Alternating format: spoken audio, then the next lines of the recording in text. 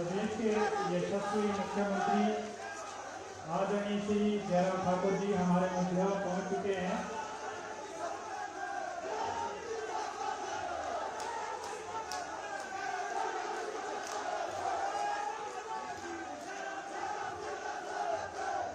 माननीय मुख्यमंत्री जी, आपका स्वागत है, अभिनंदन है। इस कार्यक्रम में स्थानीय जनता के द्वारा जोशपूर्ण स्वागत आपका किया गया है।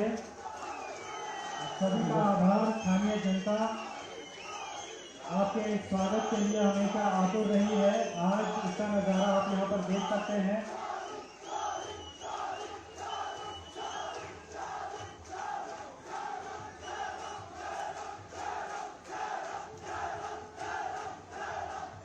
माननीय मुख्यमंत्री जी, आपके द्वारा विधानसभा क्षेत्र के लोगों के लिए सौगात दी जाएगी विभिन्न शिलान्यास और उद्घाटन कार्यक्रमों के द्वारा।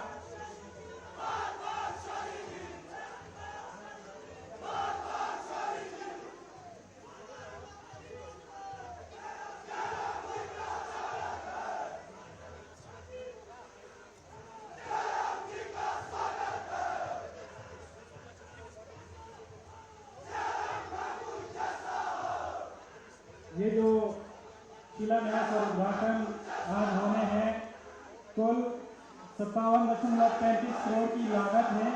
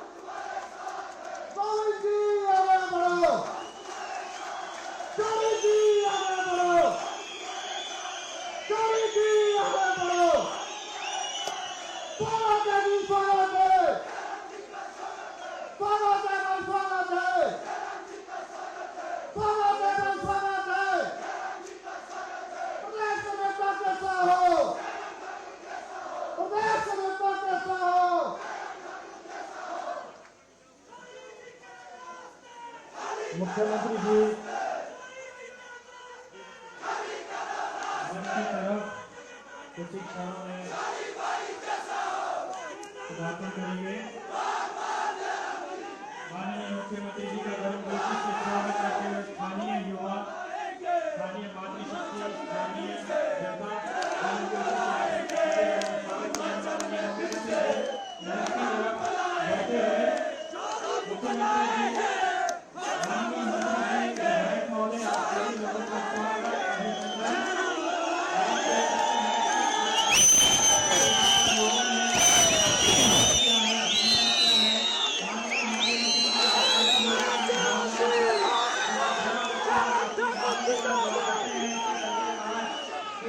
माननीय मुख्यमंत्री जी आपके साथ है, आपका स्वागत है, अभिनंदन है। माननीय मुख्यमंत्री जी इस क्षेत्र में पधारे हैं। आपका बहुत बहुत स्वागत और अभिनंदन। आप सभी लोगों से निवेदन है, कृपया अपना अपना स्थान ग्रहण कर लें। अपना अपना स्थान सभी लोग ग्रहण कर लें। आप यहाँ जनसमूह देख सकते हैं। माननीय मुख्यमंत्री जी आपके स्वागत के लिए, आपके सुनने के लिए कितना जनसमूह यहाँ पर उपस्थित हुआ है। युवाओं का जोश देखते ही बन रहा है यहाँ पर।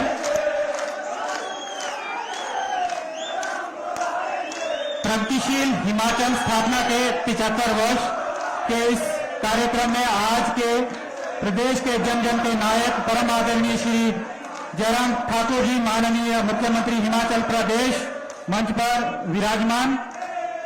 आदरणीय गोविंद सिंह ठाकुर जी, माननीय मंत्री शिक्षा, कला, भाषा एवं संस्कृति, बंजार विधानसभा क्षेत्र के लोकप्रिय माननीय विधायक आदरणीय श्री सुरेंद्र शौरी जी, उपायुक्त कुल्लू आशुतोष गर्ग जी, पुलिस अधीक्षक गुरुदेव शर्मा जी, एसडीएम प्रकाश आजाद जी, भाजपा जिला अध्यक्ष भीमसेन जी, भाजपा मंडलाध्यक्ष बलदेव महंत जी, पंचायत समिति अध्यक्षा लता देवी जी, नगर पंचायत अध्यक्षा आशा शर्मा जी, यहाँ पर उपस्थित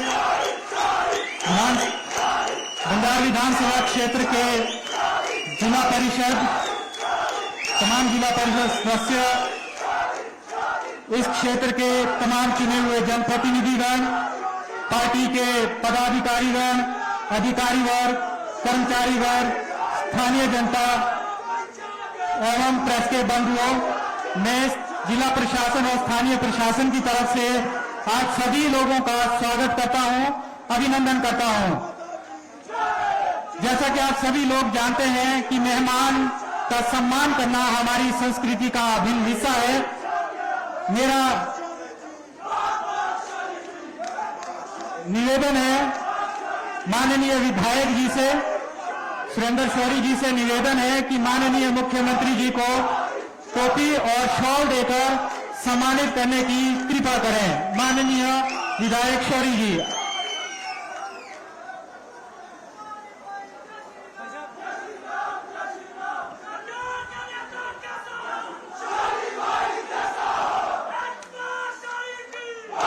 माननीय मुख्यमंत्री जी, आपके लिए स्थानीय जनता का जो प्यार है वो देखते ही बन रहा है।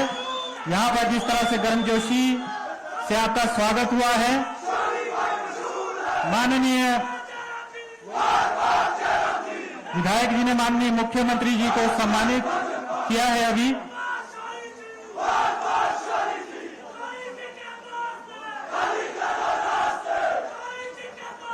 माननीय विधायक, आपसे निवेदन है कि स्मृति चिन्ह देकर आप माननीय मुख्यमंत्री जी को स्मृति चिन्ह भेंट करने की कृपा करें।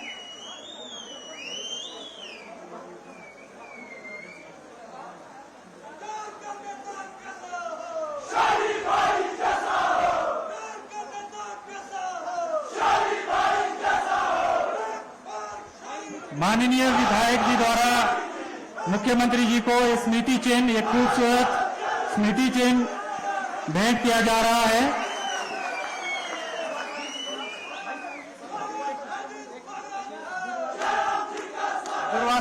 दुर्वासा ऋषि जी का ये जो मंदिर है, इसको स्मृति चिन्ह के तौर पर माननीय मुख्यमंत्री जी को प्रदान किया गया है। माननीय मुख्यमंत्री जी, भाजपा मंडल की तरफ से एक निवेदन आया है कि आपको गदा देकर सम्मानित करना है।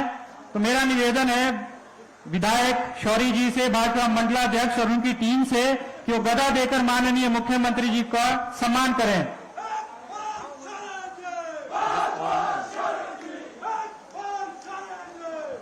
तो अपने आप में एक अनूठी भेंट है, आप देख सकते हैं। एक अनूठी भेंट भाजपा मंडल की तरफ से माननीय मुख्यमंत्री जी को प्रदान की गई है। भाजपा माननीय विधायक शौरी जी आपका बहुत बहुत धन्यवाद और भाजपा मंडल के सभी पदाधिकारियों का भी धन्यवाद। आपने माननीय मुख्यमंत्री जी को सम्मानित किया, ये अपने आप में एक अनूठी भेंट थी। कार्यक्रम को आगे बढ़ाते हुए मैं ये कहना चाहता हूं, माननीय मुख्य अतिथि जी बीते 4.5 सालों के दौरान बंजार की आवाज को सरकार तक पहुंचाने के लिए स्थानीय विधायक सुरेंद्र शौरी जी ने अथक प्रयास किए हैं। लोगों की समस्याओं को प्राथमिकता के तौर पर आपके और अन्य कैबिनेट मंत्रियों के समक्ष उठाया है। इसी का नतीजा है कि आज विधानसभा क्षेत्र के लोगों की विभिन्न समस्याएं दूर हुई हैं, उनकी मांगें सिरे चढ़ी हैं। बंजार की जनता की मांगों पर गौर करने के लिए माननीय मुख्यमंत्री जी आपका आभार और माननीय विधायक महोदय आपका भी आभार कि आप जनता की आवाज बनकर क्षेत्र में विकास को नई दिशा देने में अग्रणी रहे हैं। विधायक जी, जोरदार तालियों के बीच मेरा निवेदन विधायक सुरेंद्र शौरी जी से स्वागत भाषण के लिए। सुरेंद्र शौरी जी।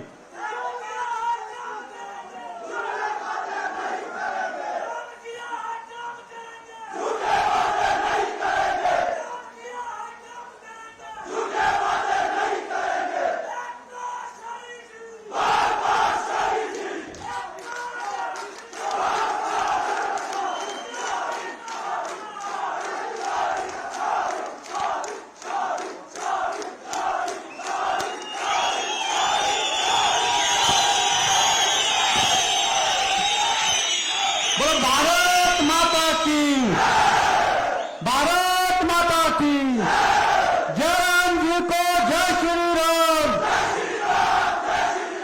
जय राम जी को जय श्री राम। स्वागत है भाई, स्वागत है।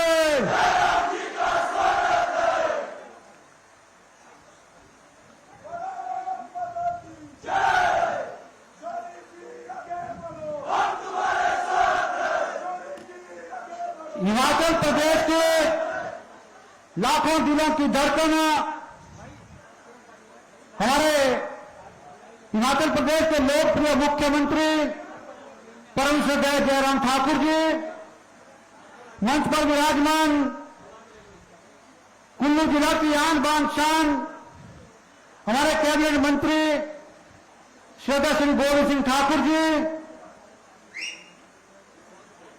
जिला के अध्यक्ष श्री भीमसेन शर्मा जी, पंचायत समिति की अध्यक्षा लता देवी जी, यहां उपस्थित जिलाधीश कुल्लू, एसपी कुल्लू, भारतीय जनता पार्टी के मंडल के अध्यक्ष बलदेव हंस जी और मंडल के सभी पदाधिकारी, पंचायती राज संस्थाओं के सभी हमारे पदाधिकारी, जिला परिषद सदस्य, पंचायत प्रधान, बीडीसी के सभी सदस्य, नगर पंचायत की अध्यक्षा आशा जी, मंच पर विराजमान विभिन्न विभागों के सभी अधिकारीगण और यहां पर उपस्थित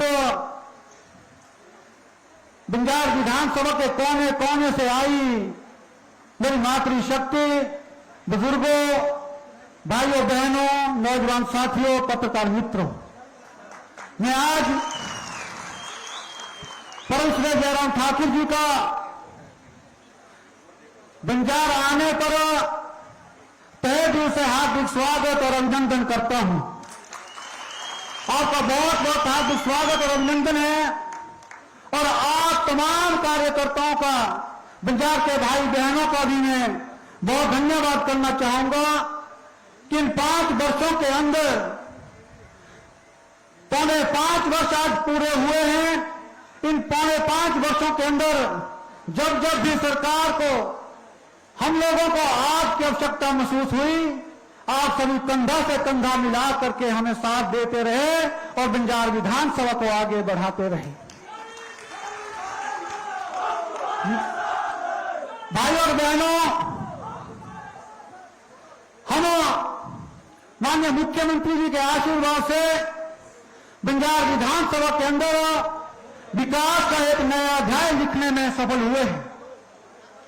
आज बंजार विधानसभा का हम दुर्गम क्षेत्रों की बात करें, चाहे वो बुजौरा का छौरा क्षेत्र हो, गरसा घाटी का मनिहार उर्सू का क्षेत्र हो, द्यार का निंगना कमान का क्षेत्र हो, हमारे सैंज घाटी का शक्ति मरौल का क्षेत्र हो, देवरीधार का क्षेत्र हो, या बठार गली का मिशार का क्षेत्र हो, सराज का टील सराज का क्षेत्र हो, चाहे दक्षिणी और पाटन का क्षेत्र हो, इन सभी क्षेत्रों के अंदर हमारे इन 4.5 वर्षों के अंदर एक नई गाथा विकास की लिखी गई है।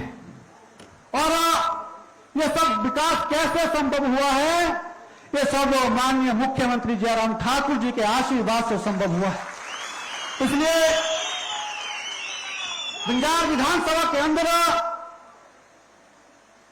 जब विधायक बनने के बाद जयराम ठाकुर जी 23 हम विधायक बनने के बाद सरकार बनी थी और माननीय मुख्यमंत्री जी का पहला प्रवास बंजार का जब था वो 23 जून 2018 का दिन था।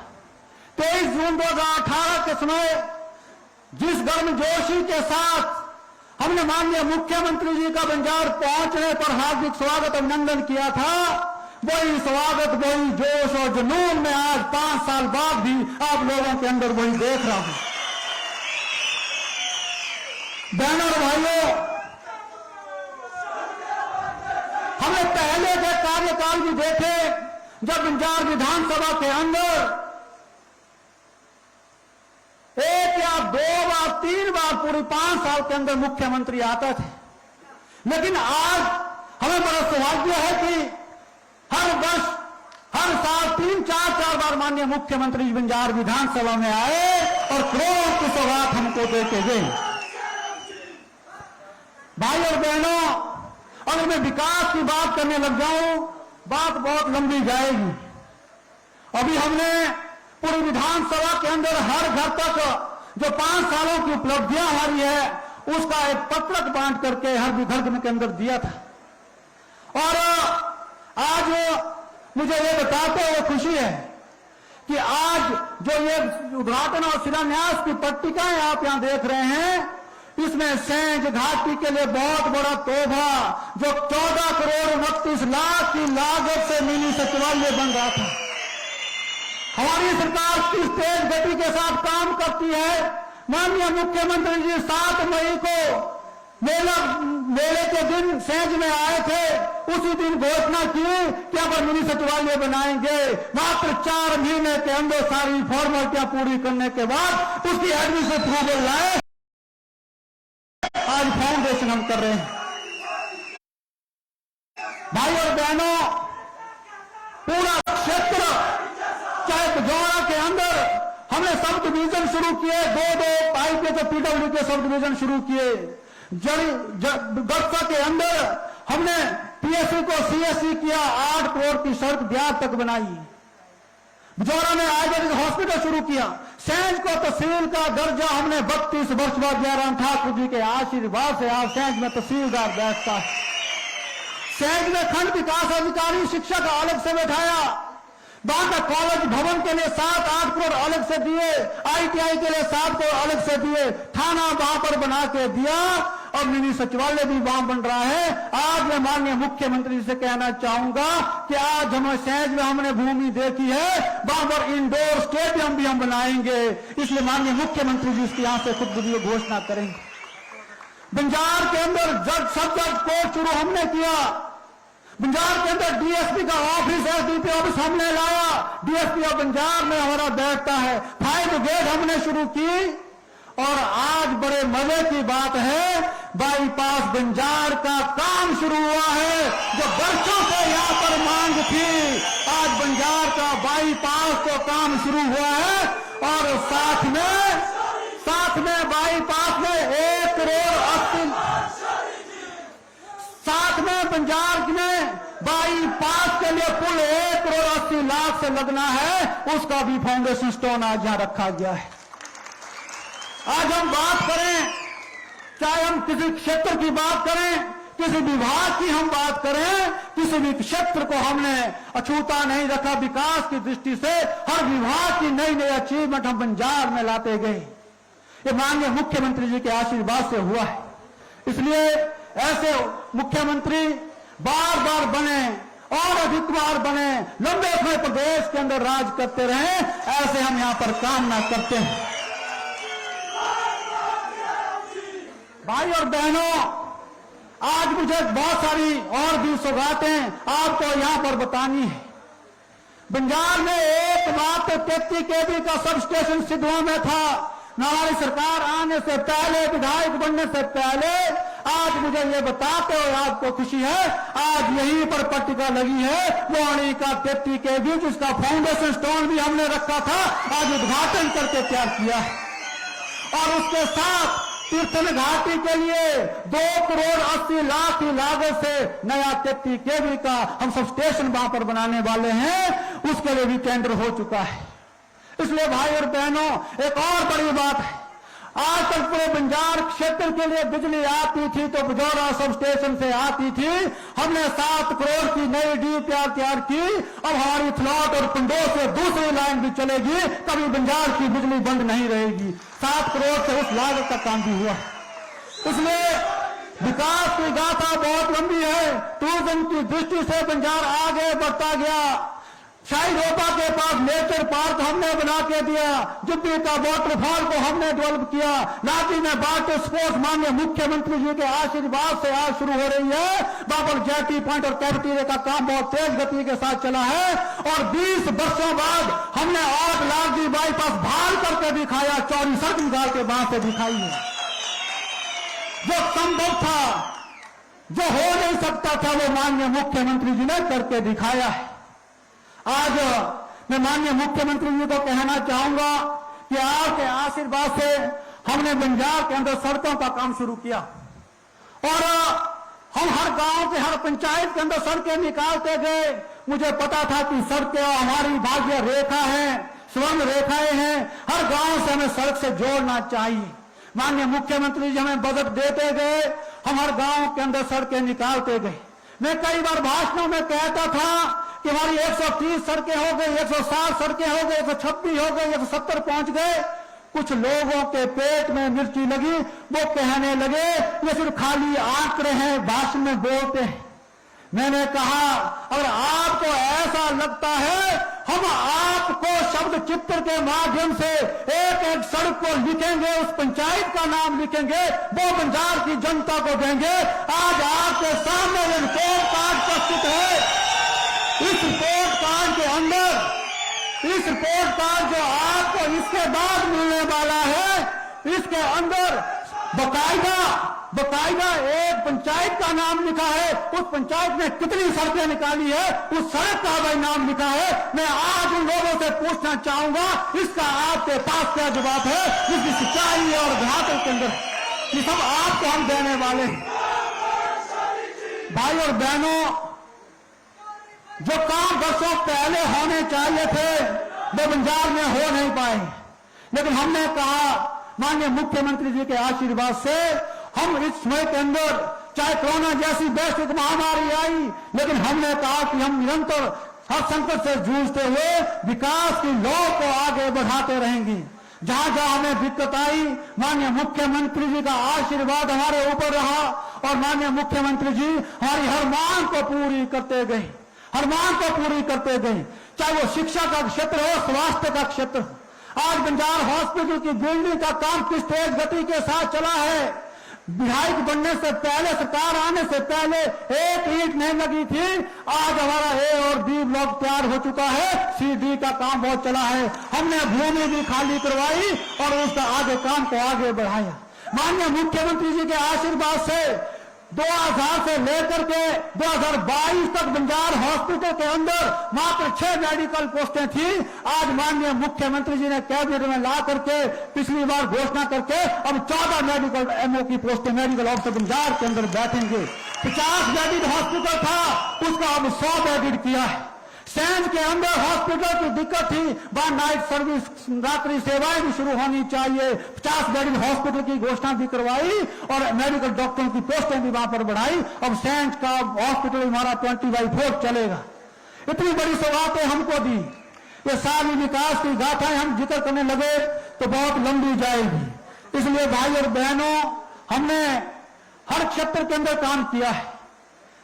सैन का क्षेत्र छूटा नहीं रखा। गस्सा के क्षेत्र के अंदर भूल से ग्यार की सड़क हमने 8 करोड़ की लागत से चकाचक कर दी। ऐसा लगता है कोई नेशनल हाईवे है। अभी कुछ दिन पहले बिहार गया था, माननीय मुख्यमंत्री जी बिहार में जोगी नारायण जी के मंदिर में आए थे।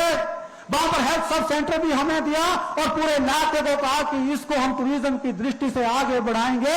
उस नाते भी पूरी डीपीआर और एशियन गवर्नमेंट को वो जा रही है। ऐसा पूरे क्षेत्र का विकास, गस्सा घाटी के अंदर पैराग्लाइडिंग को मान्यता देना, उसको आगे बढ़ाने का काम हमने किया है। वहां पर आज गस्सा घाटी की जो हमारी पिछड़ी पंचायतें, पालवी पंचायत है, ज्येष्ठा पंचायत है और मंझली पंचायत है, उसके लिए पानी की नई योजना जो यहाँ पर लिखी गई है, 8 करोड़ की लागत से नई योजना। वहां पर पानी के लिए कहीं दिक्कत है तो 8 करोड़ की लागत से आज यहाँ पर वो पूरी होगी और वाटर सप्लाई स्कीम का 8 करोड़ से भूमि पूजन किया गया है। ऐसी बहुत सारी स्कीमें। इसलिए हम सब आज, मुझे मालूम है कि आज सभी माननीय मुख्यमंत्री जी को सुनने के लिए ललायित है, उत्साहित है। हमें माननीय मुख्यमंत्री जी का आशीर्वाद आज मिलने वाला है। इससे पहले मैं माननीय मुख्यमंत्री से कहना चाहूंगा कि आपने हमें सब कुछ दिया है, लेकिन फिर भी कुछ लोगों की जरूरतें रहती है कि कहीं कहीं हमारे वहां कोई स्कूल चाहिए, कहीं पीएससी चाहिए। हम ज्यादा नहीं मांगना चाहते हैं। हमें पता है कि आज 4.5 वर्ष से ज्यादा समय हो गया है, 1-2 महीने बाद चुनाव में होने वाले हैं। इसलिए हम मात्र कुछ स्कूलों को अपग्रेड करना चाहते हैं और 2 पीएससी हम आज से चाहते हैं, क्योंकि दुर्गम क्षेत्र हमारा है। एक बठाड़ का क्षेत्र है, वहां पर स्वास्थ्य सुविधा के नाते हम चाहते हैं कि जो हेल्थ सब सेंटर हमारा है वो अपग्रेड होकर के पीएससी वहां पर बने। दूसरा हमारा देवरी के अंदर बनोटी पंचायत के अंदर जो हेल्थ सब सेंटर है उसको भी आप पीएससी करने की, हमें पीएससी दें ताकि उसकी भी अपग्रेड हो, क्योंकि वो भी वहां पर उसकी भी जरूरत है। और उसके साथ कुछ स्कूल मैंने रखे हैं जो मैं आपसे अभी कहूंगा। और उसके साथ माननीय मुख्यमंत्री जी का मुझे बहुत धन्यवाद और आभार प्रकट करना है। आभार इस बात का है मित्रों कि पूर्व में कांग्रेस की सरकार थी, हमारा एचपीसीएल का प्रोजेक्ट बना और एचपी प्रोजेक्ट के अंदर वहां पर लाडा की राशि हमें मिलनी थी, लेकिन उसमें ऑब्जेक्शन लग गया, वो हमें मिल नहीं पाई। मैंने माननीय मुख्यमंत्री से केस डिस्कस किया और माननीय मुख्यमंत्री जी अधिकारियों को आदेश दिए, जो सेंज की 3 पंचायतों का हक है, देवरी, धार, शैंशर और गाड़ा पाली का, वो पैसा वहां पर विकास में लगना चाहिए, वो पैसा रिलीज होना चाहिए। तो 5 करोड़ की राशि हमारी रिलीज हो चुकी है माननीय मुख्यमंत्री जी के आशीर्वाद से। उसके साथ हम सब, मैं आप सभी से इतना निवेदन करना चाहूंगा, भाई और बहनों, जितनी हमारी कोशिश थी, समय बीतता गया, हम काम करते गए, बीच में बाधाएं भी आई, लेकिन हम उन बाधाओं को पार करते गए। आप सभी का आशीर्वाद सदा हम पर रहेगा। माननीय मुख्यमंत्री जी का आशीर्वाद पूरी बंजार विधानसभा पे है। माननीय मुख्यमंत्री जी ने बंजार विधानसभा भी पैदल चली है। माननीय मुख्यमंत्री जी, आप जानते हैं कि 3 कोटी के इलाके में यहां से बंजार से लेकर के बाहु तक जो बीमार होते हुए खड़ी चढ़ाई है, इसको कई बार माननीय मुख्यमंत्री जी ने अपने कदमों से नापा है। इसलिए भौगोलिक दृष्टि से माननीय मुख्यमंत्री वाकिफ है। ऐसा मुख्यमंत्री हमारे जयराम ठाकुर जी, जो एक एक घर के चिंता समझते हैं, प्रदेश के लिए कितने ऐसी योजना लाई है जिनके हर व्यक्ति को, हर घर को लाभ मिला है। ऐसे मुख्यमंत्री एक बार नहीं, बार बार बनने चाहिए, बार बार बनने चाहिए। ऐसे हम देवी देवता से प्रार्थना करते हैं, आप सबसे ऐसा आशीर्वाद चाहते हैं। इसलिए भाई और बहनों, ज्यादा लंबी बात मैं नहीं करूंगा, लेकिन इतना मैं अवश्य कहना चाहूंगा, जयराम ठाकुर जी प्रदेश के हर कोने कोने की चिंता कर रहे हैं। माननीय मुख्यमंत्री जी की विशेषता यही है कि ये कभी किसी को भूलते नहीं है। माननीय मुख्यमंत्री जड़ों से रहने वाले, अपनी संस्कृति से जुड़े हुए, अपनों से मेल मिलाप बढ़ाने वाले और जिन्होंने अथक जीवन के अंदर अथक प्रयास किया है और बंजार विधानसभा की तरक्की और खुशहाली के लिए हमेशा चिंतित रहे हैं। और आइए हमारी संस्कृति का परिचायक भी है। स्वराज की संस्कृति में भोलापन, निस्वार्थ भावना से काम करना, संवेदनशीलता, मुख्य तत्व है और जिसके कारण हम अब चाहे गोविंद सिंह ठाकुर हो चाहे जयराम ठाकुर जी हो, इनके जो मेहनत और सादगी पूरे प्रदेश की जनता को पसंद है। इसलिए मैं ज्यादा ना बोलता हुआ इतनी ईश्वर से प्रार्थना करना चाहूंगा। ये श्रृंगार ऋषि भगवान का हमारे कुल देवता का मैदान है। यहां पर मैं इतनी प्रार्थना अवश्य करना चाहूंगा कि हमारे मुख्यमंत्री जी को देवता इतनी शक्ति दे, इतना सामर्थ्य दे, इतना बल दे कि इस आने वाले समय में और ओजस्विता के साथ और तेज गति के साथ प्रदेश का विकास करते रहें और जो काम हमारे बंजार के हैं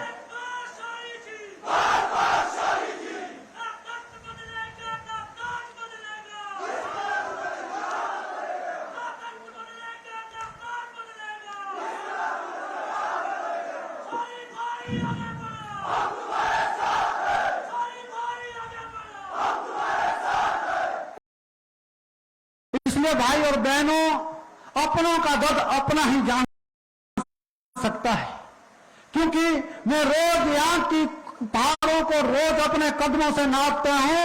कुछ नेता अब आकर के यहाँ के दुख दर्द को समझने लगे हैं, जो अधिकारियों को फोन करके कहते हैं ये काम ऐसी तेज गति से क्यों चला है, इसको रोको।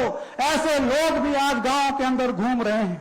इसलिए हमने सबसे बचना है और एक आवाज के साथ आगे बढ़कर के जयराम ठाकुर जी का साथ देना है, जयराम ठाकुर जी का साथ देना है। इन्हीं शब्दों के साथ आप सबका धन्यवाद करना चाहूंगा कि भारी संख्या में यहाँ पर पहुंच गए। हमारे पास बाजार के अंदर मैदान इतना बड़ा नहीं है कि हम इससे भी बड़ी जनसभा कर सकते हैं, क्योंकि सबसे बड़ा मैदान बंजार के अंदर मुझे लगता है यही है। आज भी यहाँ पर दूर दूर तक कदम रखने के लिए जगह नहीं है। ये सब आपका प्यार और आशीर्वाद हमेशा बना रहे। आप सभी का बहुत बहुत धन्यवाद। जय हिंद, जय भारत, भारत माता की जय। एक बार नारा लगाएंगे, एक बार जयराम जी, इधर से भी बोलेंगे, एक बार जयराम जी, एक बार जयराम जी। हमारा मुख्यमंत्री कैसा हो, हमारा मुख्यमंत्री कैसा हो। धन्यवाद। जय हिंद, जय भारत।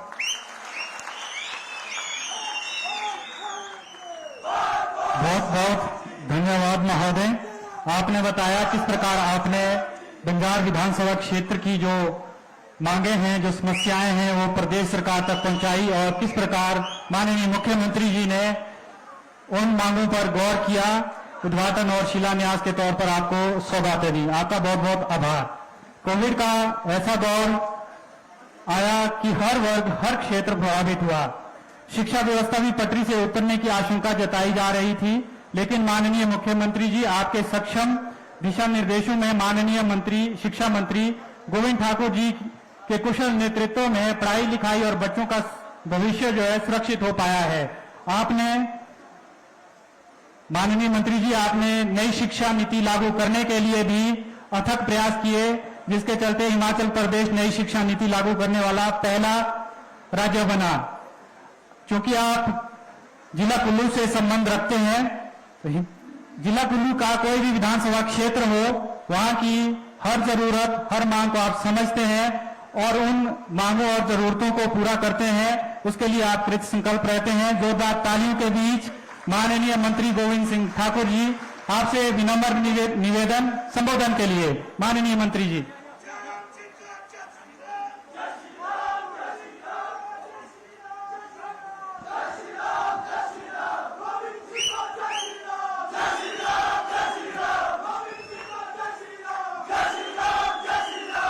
भारत माता की वंदे वंदे। दोनों हाथ खड़े करो सब। वंदे। मैं बोलूंगा भारत में यदि रहना होगा, आपने कहना वंदे मातरम कहना होगा। भारत में यदि रहना होगा, भारत में यदि रहना होगा, एक बार जयराम जी, एक बार जयराम जी, एक बार जयराम जी। आज के इस विशाल कार्यक्रम में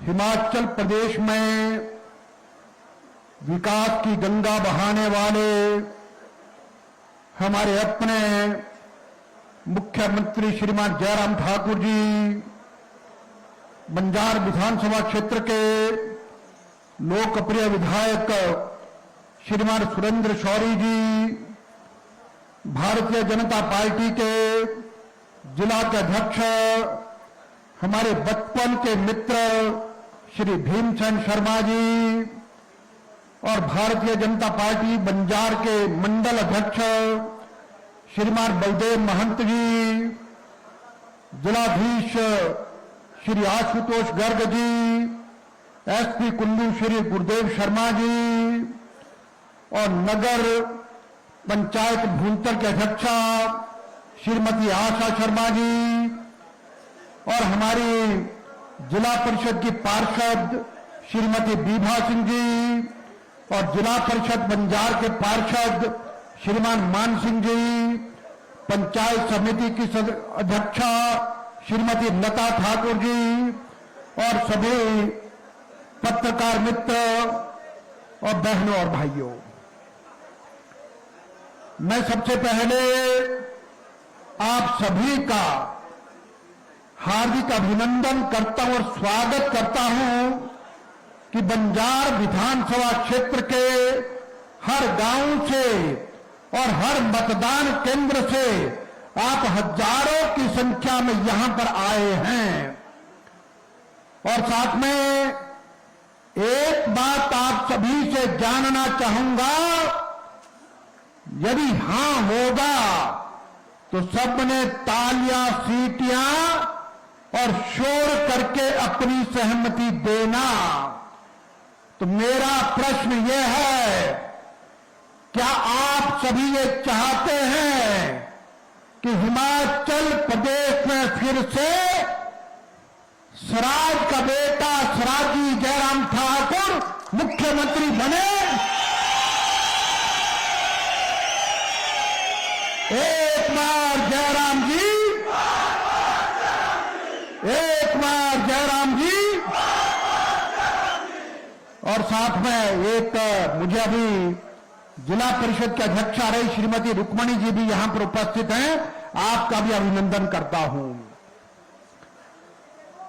और बहनों भाइयों, एक बात मुझे और बताना, क्या हमारी बहनों का, माताओं का बस में जब आप सफर करने जाते हैं तो पक्का बताना कितना किराया लगता है? आधा। तो फिर से कहेंगे एक बार जयराम जी, और फिर आप सभी को हर घर में, हर बहन को, हर मां को नाम लेके कहना, जोर से शोर मचा के कहना, आप सभी को गैस चूल्हा सिलेंडर मुफ्त में किसने दिया? एक बार जयराम जी। और अब आप सबका बिजली का बिल कितना आ रहा है? तो 0। तो फिर से कहें एक बार जयराम जी। और उसके साथ साथ सहारा योजना के अंतर्गत विकलांग और जो गंभीर बीमारी से पीड़ित हैं, ऐसे सब लोगों को 3,000 रुपये प्रति माह भी दिया जा रहा है। और मैं अगर आपके सामने सारी बातें करने लग जाऊं तो जयराम ठाकुर जी ने नरेंद्र मोदी जी के साथ कदम मिलाते हुए हिमाचल प्रदेश के हर वर्ग को, हर व्यक्ति को, हर नौजवान को, हर बहन को, हर मां को, सबको लाभ पहुंचाया है। ऐसे मुख्यमंत्री हिमाचल प्रदेश में पहली बार आए हैं। और फिर भाई सराजी तो एक गल याद रखे तो मेरी, सिराजी का बेटा भी पहली बार मुख्यमंत्री बनू चाहे बड़ी बार बार बनू। और उसके साथ लंबी बात नहीं करूंगा क्योंकि हम सबके सब मुख्यमंत्री जी को सुनना चाहते हैं। और आपके विधायक जी ने कहा बंजार विधानसभा क्षेत्र में इन 5.25 वर्षों में विकास के नए आयाम स्थापित हुए हैं। मैं तो एक बात सुनकर के हैरान रह गया। इन्होंने एक रिपोर्ट कार्ड बनाया है, वो रिपोर्ट कार्ड हर गांव में जा रहा है। उसमें अगर मैं एक ही बात कहूं तो कहा जाता सड़कें हमारी भाग्य रेखा है। तो बंजार विधानसभा क्षेत्र में इन 5 वर्षों में जयराम ठाकुर जी के आशीर्वाद से आपने 190 सड़कें बनाई हैं, एक रिकॉर्ड है। उधर मंडी के सराज में विकास, इधर कुल्लू के सराज में विकास। और अंत में एक ही बात मुख्यमंत्री जी को कहूंगा कि अभी शौर्य जी ने कहा श्रृंगी ऋषि जी का मैदान है, तो मुझे भी याद आया ये श्रृंगी ऋषि जी मेरे भी कुल देवता हैं। और इसलिए साथ में कहूंगा कि सुरेंद्र शौरी जी ने आपसे कुछ मांगा है और पहले भी जो मांगा सब आपने दिया। मैं भी साथ में एक निवेदन आपसे करूंगा, अभी भी सुरेंद्र शौरी जी ने कुछ मांगा है, आप दिल खोल करके उन सब मांगों को भी स्वीकार करेंगे, ऐसा निवेदन मैं करता हूं। क्योंकि वो आपके विधानसभा क्षेत्र के राज्यों के बिल्कुल साथ हैं, तो ये अपना कंपटीशन आपसे ही करते हैं। और इनको लगता है जो वहां है वो यहां है, क्योंकि आप ऐसे मुख्यमंत्री हुए हैं जिन्होंने हिमाचल प्रदेश के 68 विधानसभा क्षेत्रों में बराबर विकास किया है। ऐसा कभी नहीं होता था। आपने हर प्रकार की राजनीति जो चलती थी वो समाप्त करके रिवाज बदला है। आपने पूरे हिमाचल प्रदेश का विकास किया है। आप जन जन के प्रिय हैं और आप हिमाचल प्रदेश में 2022 का जो चुनाव होने वाला है, फिर से हिमाचल प्रदेश के मुख्यमंत्री बनेंगे, ये निश्चित है। धन्यवाद। जय हिंद, जय भारत।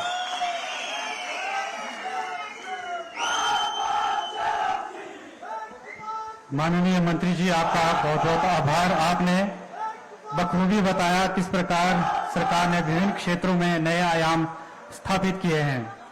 माननीय मुख्यमंत्री जी, आपने 4.5 साल पहले हिमाचल प्रदेश की बागडोर संभाली तो ईमानदार और स्वच्छ प्रशासन देने का भरपूर प्रयास किया। जनमंच जैसे कार्यक्रम आयोजित करवाए, जनता को घर द्वार में समस्याओं का समाधान मिला। सामाजिक सुरक्षा पेंशन की आयु सीमा घटाकर 80 से 60 वर्ष कर दी। बुजुर्गों को सौगात दी। हिमकेयर में 5 लाख रुपए का। माननीय मुख्यमंत्री जी, आपसे निवेदन, संबोधन के लिए।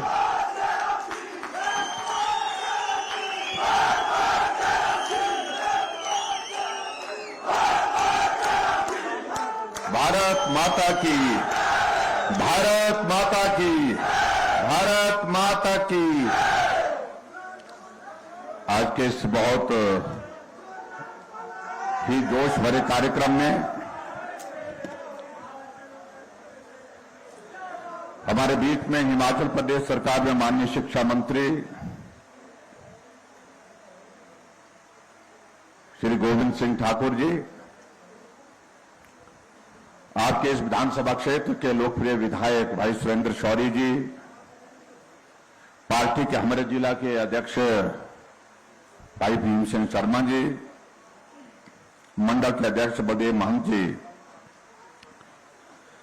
नगर परिषद की अध्यक्ष आशा जी, पंचायत समिति की अध्यक्ष Lata ji, deputy commissioner Kullu, SP Kullu, जिला परिषद की सदस्य श्रीमती विभा सिंह जी, पंचायती राज संस्थाओं के अन्य सभी चुने हुए प्रतिनिधि, नगर परिषद के सभी पार्षदगण, महिला मंडल के सभी सदस्यगण, उपस्थित सभी भाइयों बहनों, नौजवान साथियों और पत्रकार मित्रों, आज एक बार फिर से बंजारा विधानसभा क्षेत्र में आप सबके दर्शन करने का सौभाग्य प्राप्त हुआ। यहां गर्मजोशी के साथ आप सबने हमारा अभिनंदन स्वागत किया, उसके लिए आप सबका बहुत बहुत आभार।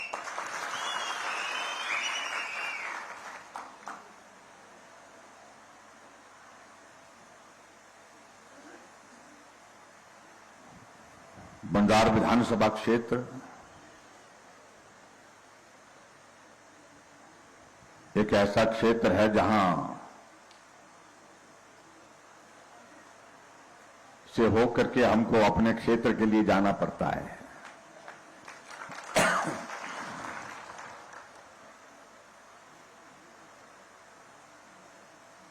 अगर बंजार वाले यहां पर रास्ता रोक दें तो हम यहीं अटक जाते हैं। कई बार तो घंटे घंटे का जाम लगाते हैं आप लोग। यहां नीचे से रास्ता है बंजार के बीच में से, बाजार के बीच में से, लेकिन अच्छी बात है बाईपास का भी इंतजाम हो रहा है।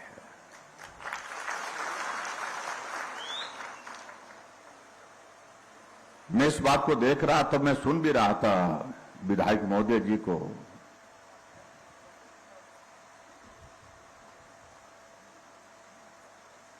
कि बंजारा विधानसभा क्षेत्र में 5 वर्ष पहले जो चीजें नहीं थी, आज इस विधानसभा क्षेत्र में वो चीजें हम करने में सफल हुए हैं। ऐसी एक नहीं अनेक चीजें हैं।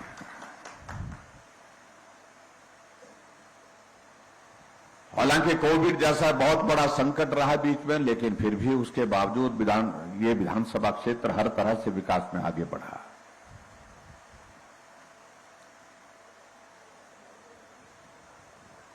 उसके लिए मैं विधायक जी को भी जहां बधाई देता हूं, वहां आप सबके सहयोग के लिए भी मैं बहुत बहुत आभार व्यक्त करता हूं। आप सबका बहुत बड़ा योगदान उसमें रहा है। आज भी मैं अगर आपके इस विधानसभा क्षेत्र में यहां बंजार में आया हूं, देवता श्रृंगार ऋषि जी के यहां चरणों में, तो मैं यहां देख रहा हूं 16 नहीं 8 उद्घाटन और 9 शिलान्यास, कुल मिलाकर के 17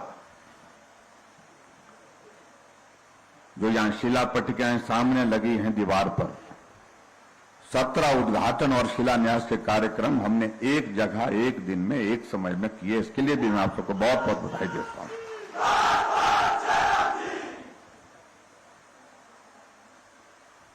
और इन उद्घाटन और शिलान्यास में जो पैसा खर्च हो रहा है वो लगभग 60 करोड़ रुपए खर्च हो रहा है। जहां उद्घाटन हुआ वहां तो खर्च हो गया, लेकिन जहां शिलान्यास किया वहां पर खर्च होगा। लेकिन ताली आधे लोगों ने बजाई, आधे लोगों ने नहीं बजाई। हम सराजी भी बहुत चलाका हो गए भाई, मैं खुद भी सराजी हूं, तो इसलिए सराजियों के साथ हमारी बातें बड़ी खुली होती है, बुरा मत मानना।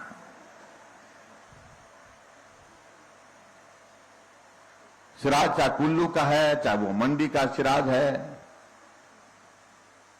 हमारी समस्याएं एक जैसी हैं, हमारी खुशियां एक जैसी हैं, हमारी बोली भाषा एक जैसी है, हमारा रहन सहन एक जैसा है।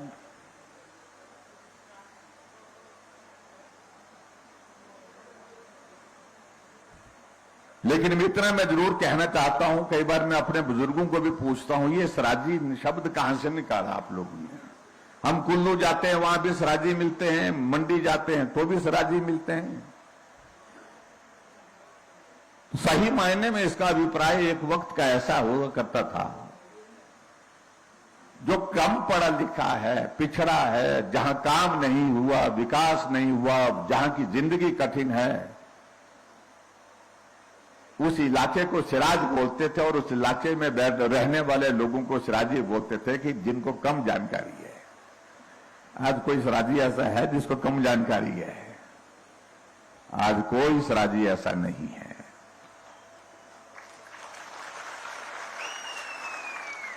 हर तरह से हम आगे बढ़े हैं, शिक्षा के क्षेत्र में आगे बढ़े हैं, विकास के हर क्षेत्र में हम आगे बढ़ करके आज उस तरह के सराजी नहीं रह गए जैसे सराजी लोग हमको मानते थे किसी जमाने में। ये बड़ा साफ कहना चाह रहा हूं।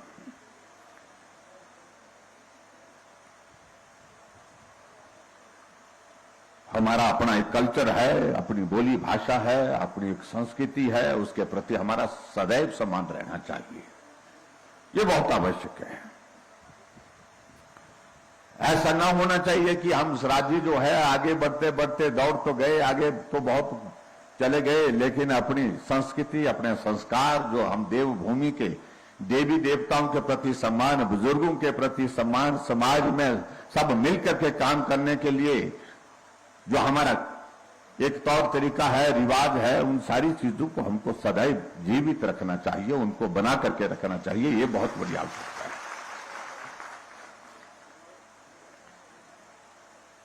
पहले कम बोलते थे, पहले एक विधानसभा क्षेत्र का मेरे सराज का नाम था, लेकिन जब मुख्यमंत्री बना तो लोग इस सराजी के शब्द पर बहुत शोध करने लग पड़े। ये सराजी होते कैसे हैं, ये सराजी होते कौन है?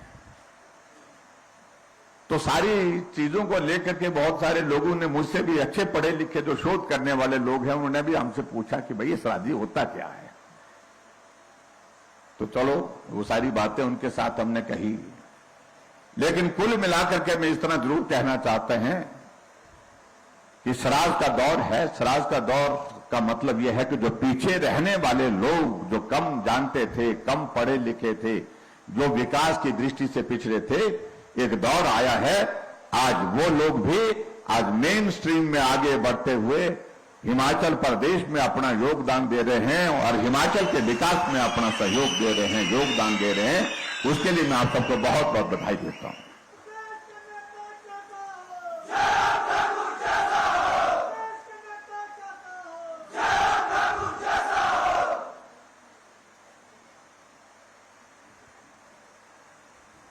आजकल हम हिमाचल प्रदेश में सभी विधानसभा क्षेत्र में लोगों से मिलने के लिए निकले हैं और आज मिलते मिलते मैं आपके इस विधानसभा क्षेत्र में यहां पर बंजार में पहुंचा हूं। इससे पहले 51 विधानसभा क्षेत्र हमने पूरे कर दिए और 20 तारीख तक, 22 तारीख तक हम कोशिश कर रहे हैं कि हिमाचल प्रदेश के लगभग सभी विधानसभा क्षेत्र पूरे हो जाएंगे। जब हम लोगों से मिलने के लिए जा रहे हैं तो हमारे कांग्रेस के मित्रों को बहुत परेशानी है कि मुख्यमंत्री जा रहे हैं, प्रदेश में घूम रहे हैं। हमने कहा हम तो घूम रहे हैं, इसमें आपको क्या परेशानी है? अगर आप बंजार विधानसभा क्षेत्र में यहां आपके बीच में यहां पर आया हूं तो आपके इस विधानसभा क्षेत्र में जो विकास कार्य की यहां शिला पट्टिकाएं सामने लगी हैं, जहां करोड़ों रुपए के उद्घाटन और शिलान्यास हमने आज किए हैं, ये मुख्यमंत्री नहीं करेगा तो क्या हम कांग्रेस के नेताओं को बुलाएं? जी हमने काम करके रखा है, आप मेहरबानी करके आइए, आप यहां पर जो है ये उद्घाटन करें, आप हमारे यहां पर आकर के शिलान्यास करें।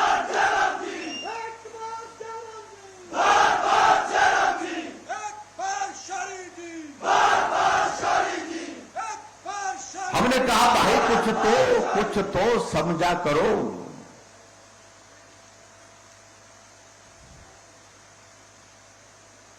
कह रहे हैं कि मुख्यमंत्री जा रहे हैं, बड़े बड़े तब्बू लगा रहे हैं। हमने कहा इसमें क्या परेशानी है भाई? मैंने उन कांग्रेस के मित्रों को कहा कि भाई हमारा तंबू तो लगा हुआ है, दिल्ली में भी लगा हुआ है और हिमाचल में भी लगा हुआ है, तो लगा रहेगा। अब तुम्हारा उखड़ गया तो उसका क्या करें हम? इनका उखड़ गया ना देश में रहा ना प्रदेश में रहा, बेचा मुक्का।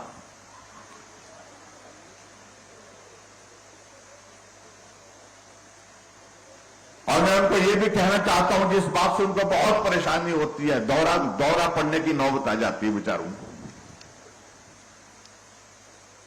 मैं कहता हूं कि ये तंबू अभी 20 साल 25 साल तक लगा ही रहेगा, चाहे प्रदेश की बात है चाहे वो देश की बात है।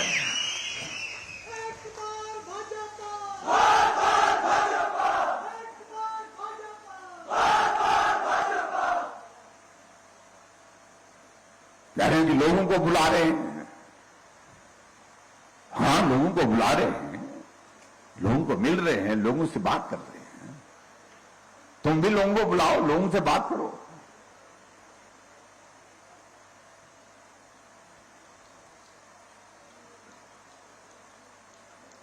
ये हिमाचल के इतिहास में पहली बार हो रहा है जहां मुख्यमंत्री हिमाचल प्रदेश के सभी विधानसभा क्षेत्र में जाकर के हिमाचल के गठन के 75 वर्ष पूरे होने के पश्चात हिमाचल के विकास में जो हमारे भाई बहनों का, हिमाचल के लोगों का योगदान रहा है, खुले मन से उनका आभार करने के लिए सारे हिमाचल प्रदेश में गांव-गांव में जा रहा है।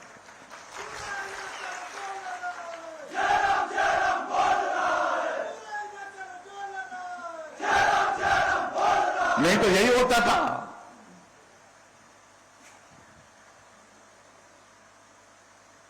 काम करने वाले लोग, काम करने वाली जनता जनार्दन, काम करने वाले एक मजदूर जो मजदूरी करने वाला है, लेकिन श्रेय लेने वाले हम नेता ही होते हैं। हम मंच पर से भाषण देते हैं कि इसका धन्यवाद, इस नेता का धन्यवाद, उस नेता का। मेरा नेताओं के प्रति सम्मान है, बहुत बड़ा सम्मान है, और नेताओं का धन्यवाद हम एक बार नहीं अनेक बार करते हैं, हर जगह करते हैं, हर बार करते हैं। और यहां पर भी आपने देखा होगा, मेरे आने से पहले अगर डॉक्यूमेंट्री आपने देखी होगी, यहां पर उस डॉक्यूमेंट्री में भी हिमाचल प्रदेश में जो 5 मुख्यमंत्री मुझसे पहले रहे हैं उनका भी जिक्र उसमें है। डॉक्टर वाईएस परमार जी का भी जिक्र उसमें है, ठाकुर रामलाल जी का भी जिक्र उसमें है, श्री वीरभद्र सिंह जी का भी जिक्र उसमें है, श्री शांता कुमार जी का जिक्र भी उसमें है, और श्री प्रेम कुमार धूमल जी का जिक्र भी उसमें है।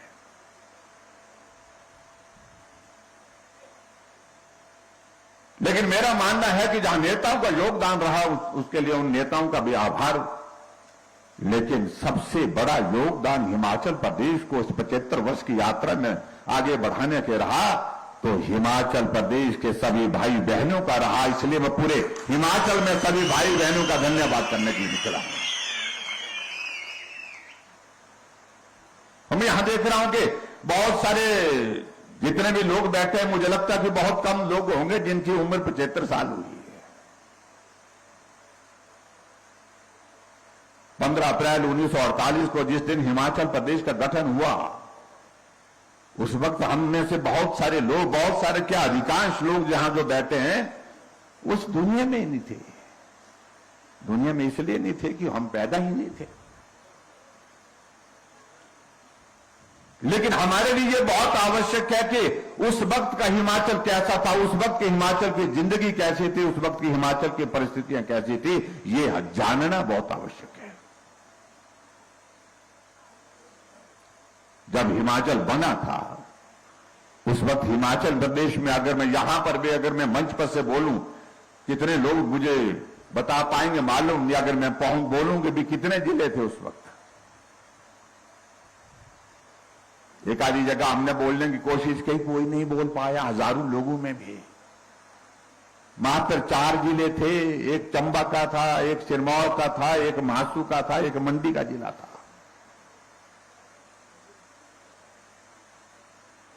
ये 15 अप्रैल 1948 की बात कर रहा हूं जब हिमाचल बना था।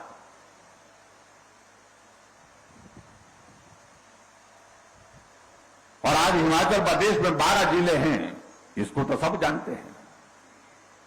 इसलिए हमें इतिहास को भी जानना चाहिए, ये आज की आवश्यकता है। जब हिमाचल बना था उस वक्त हमारे प्रदेश की साक्षरता दर कितनी थी? 4.8 थी, यानी कि 100 में से 4 आदमी पढ़े होते थे, और महिलाओं की साक्षरता तक 2% थी। 100 में से 2 महिलाएं पढ़ी होती थी। और आज हिमाचल प्रदेश साक्षरता दर में केरल के बराबर खड़ा है। 90% से ज्यादा की साक्षरता दर इस वक्त हिमाचल प्रदेश में है।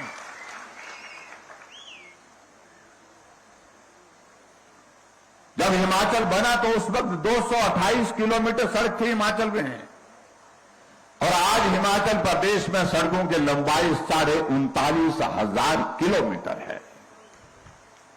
हम कहां थे, कहां पहुंचे?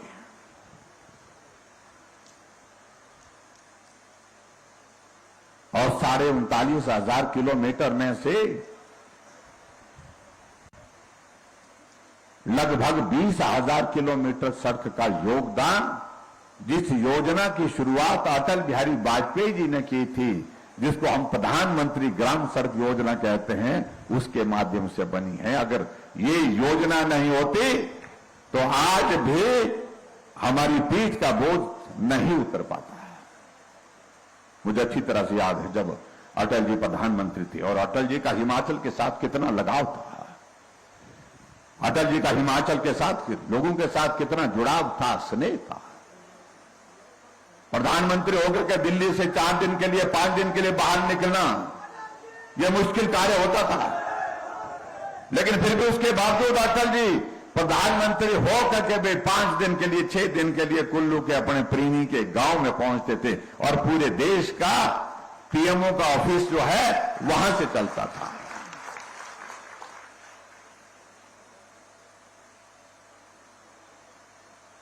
आजाद भारत के इतिहास में किसी प्रधानमंत्री ने किसी इलाके को इतना प्यार नहीं दिया, इतना स्नेह नहीं दिया, इतनी पहचान नहीं दिया है। जब सत्ता में नहीं तब तो आने की बात समझ में आती है कि चलो आगे, लेकिन सत्ता में रहते हुए, प्रधानमंत्री रहते हुए मनाली में आकर के रुकना, ये हमारे लिए कितना बड़ा सौभाग्य का विषय है। जब उन्होंने इस योजना की शुरुआत की थी, प्रधानमंत्री ग्राम सड़क योजना की, तब उन्होंने इस बात का जिक्र किया था कि मैं शहरों में भी जाता हूं, गांव में भी जाता हूं, शहर अच्छे हो गए, सड़कें पक्की हो गई, बड़ी बड़ी गाड़ियां वहां पर चल रही हैं, लेकिन गांव में जब जाता हूं तो मुझे दुख इस बात का होता है कि मेरे गांव के रहने वाले उस भाई और बहन की पीठ का बोझ हम नहीं उतार पाए। वो अगर चढ़ाई चढ़ रहा है तो पीठ में बोझ है, चढ़ाई उतर रहा है तो भी पीठ में बोझ है। इस बोझ को उतारने के लिए मैं पूरे देश में प्रधानमंत्री ग्राम सड़क योजना की शुरुआत कर रहा हूं और 60,000 करोड़ रुपए की लागत से इस योजना की शुरुआत की थी। आज अगर हम हिमाचल प्रदेश में सड़कों का जिक्र कर रहे हैं, यहां शौर्य जी जिक्र कर रहे थे, यहां सड़क पहुंचा दी, वहां सड़क पहुंचा दी, उस गांव में पहुंचा दी, सब जगह सड़कें पहुंच गई और उसमें बहुत बड़ा योगदान अटल जी का रहा है। इसलिए अगर हम 75 वर्ष की इस यात्रा का जब जिक्र करते हैं तो ऐसे महानुभाव का हमको सदैव याद करना चाहिए। अटल टनल रोहतांग एक सपना उनका था, जिस सपने को साकार करने के लिए उन्हें कदम उठाया, उसका काम शुरू किया और आखिरकार वो सपना साकार हुआ। देश के हमारे प्रधानमंत्री, वर्तमान प्रधानमंत्री श्री नरेंद्र मोदी जी 3 अक्टूबर 2020 को उस अटल टनल का उद्घाटन करने के लिए मनाली उतरे। हम कैसे भूल सकते हैं इन चीजों को।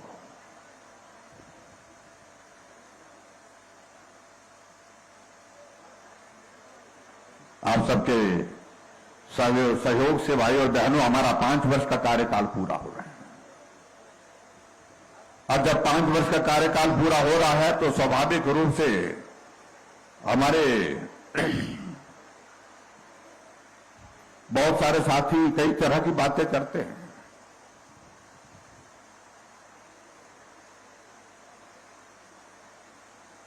क्योंकि चुनाव आया तो चुनाव के दिनों में अपनी पार्टी की बात सब करेंगे, हम भी करेंगे, वो दूसरे हैं वो भी करेंगे।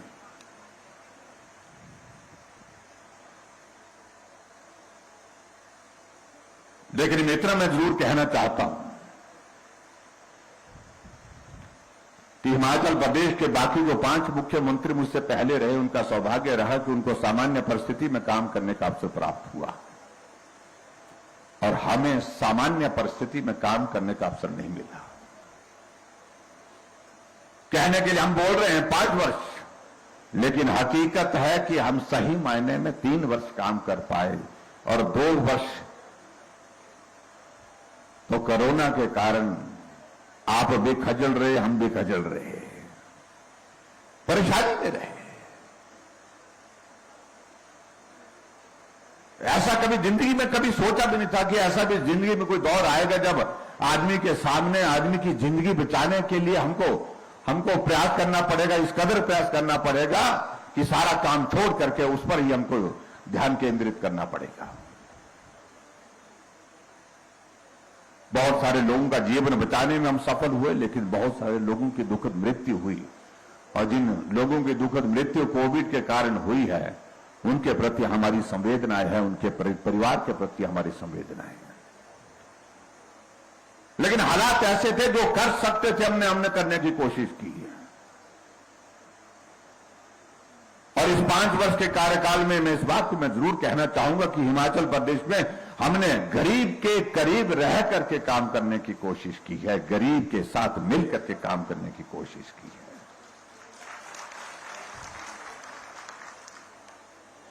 जो बहुत बातें सुनाते हैं, उनसे हम इस बात को अगर हम पूछें कि तुम कितने लोगों को पेंशन देते थे हिमाचल प्रदेश में, वो 4 लाख लोगों को पेंशन देते थे, हम 7.5 लाख लोगों को पेंशन दे रहे हैं। वो हिमाचल प्रदेश में पेंशन पर 400 करोड़ खर्च करते थे, हम 1300 करोड़ रुपए खर्च कर रहे हैं हिमाचल प्रदेश में। ये अंतर है। हमने आयुष्मान भारत के साथ हिमाचल प्रदेश में गरीब आदमी के इलाज के लिए हिमकेयर की शुरुआत की। आज गरीब आदमी अगर पैसा उसके पास इलाज करने के लिए नहीं है, तो हिमकेयर का कार्ड, आयुष्मान भारत का कार्ड जेब में डाल करके हॉस्पिटल जाता है, और हॉस्पिटल में उसका इलाज उससे होता है। सरकारें तो आज से पहले भी रही, बड़े बड़े नेता रहे कांग्रेस पार्टी के, लेकिन गरीब आदमी अगर बीमार हो जाए, उसके इलाज का क्या इंतजाम होना चाहिए, क्या मदद होनी चाहिए, ये उनकी सोच का विषय नहीं बना। आज हिमाचल प्रदेश में हर घर में गैस का चूल्हा पहुंचाने के लिए हमने काम किया।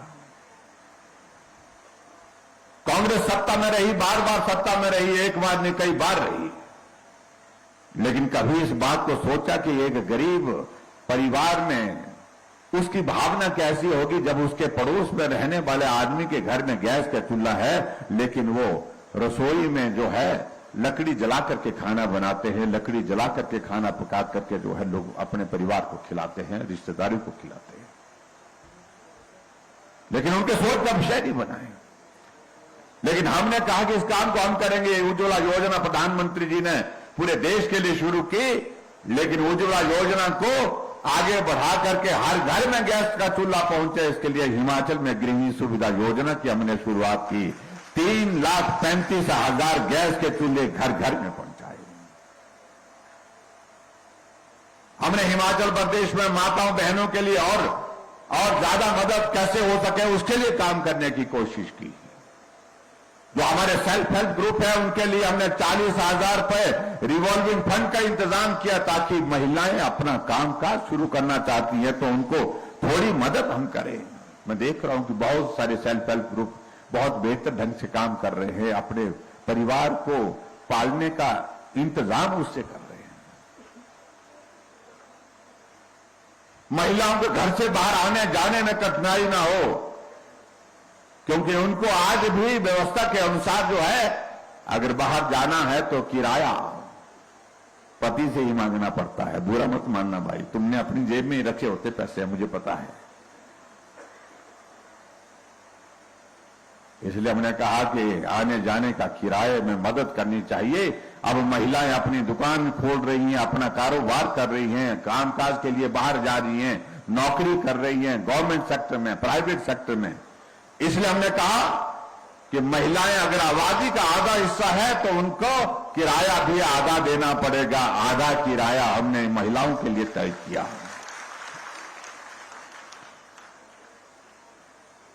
एक और शुरुआत की उस दृष्टि से हमने, और इसमें तो मानना चाहिए मैं कल पुरुष भी खुश होने चाहिए, क्योंकि ये बटुआ तो आपका खुलता है, आधा खुल रहा है आजकल।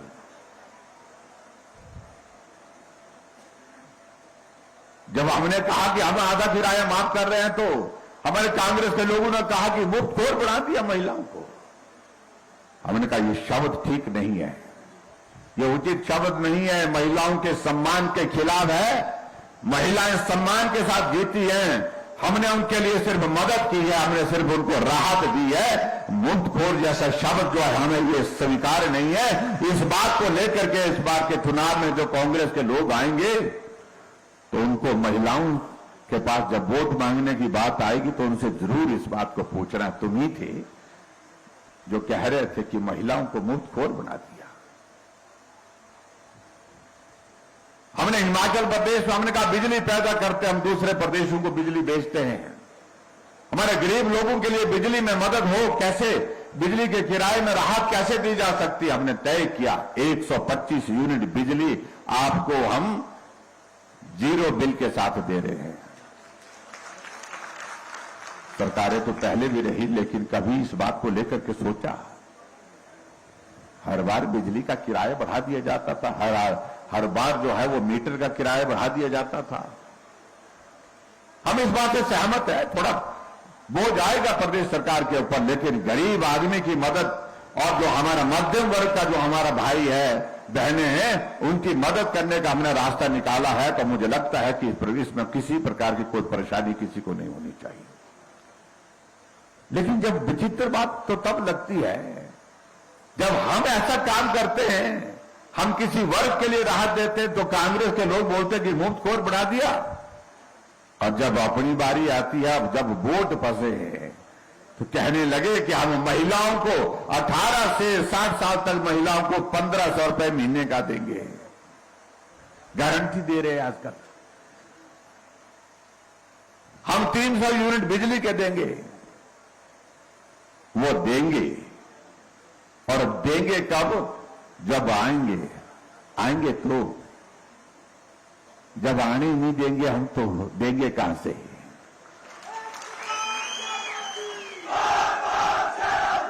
और क्यों आने देना हमको भाई? और मैं एक बात जरूर कहना चाहता हूं, जो कांग्रेस की हालत वर्तमान में ना इतनी हास्यास्पद बन गई, ऐसी खराब स्थिति, इतनी बुरी स्थिति कभी कांग्रेस ने कभी जिंदगी में सोची नहीं थी होगी। इनका नेता पूरे देश भर में, इनके नेता पूरे देश भर में, राहुल गांधी जी चल रहे हैं भारत जोड़ो यात्रा पर, और उधर गोवा में भारत छोड़ो यात्रा पर, कांग्रेस छोड़ो यात्रा पर कुछ लोग निकल पड़े। 8 एमएलए ने कांग्रेस पार्टी से छोड़ करके त्यागपत्र दे करके भारतीय जनता पार्टी शामिल कर ली।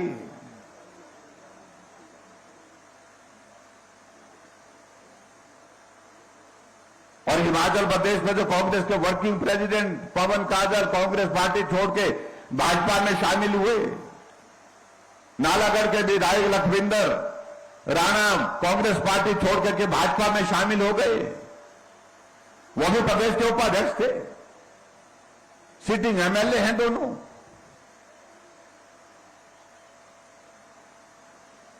और इसकी वजह यह है कि नेतृत्व रहा नहीं। गुलाम नबी आजाद हो गए। अभी दिल्ली में इनने महंगाई पर रैली की, महंगाई पर इनके नेता राहुल गांधी भाषण देने लगे, आटे को भी लीटर में तोल करके दे दिया उन्होंने। आप कल्पना करिए कि देश के नेतृत्व की हालत क्या हो गई। उन्हें अभी तक मालूम नहीं है कि आटा किलो में दिया जाता है या लीटर में दिया जाता है। बहुत सारी बातें हैं जो बातों को कहने का मैं समझता हूं आज हम रहने देते हैं। भाई और बहनों, मैं इतना जरूर कहना चाह रहा हूं,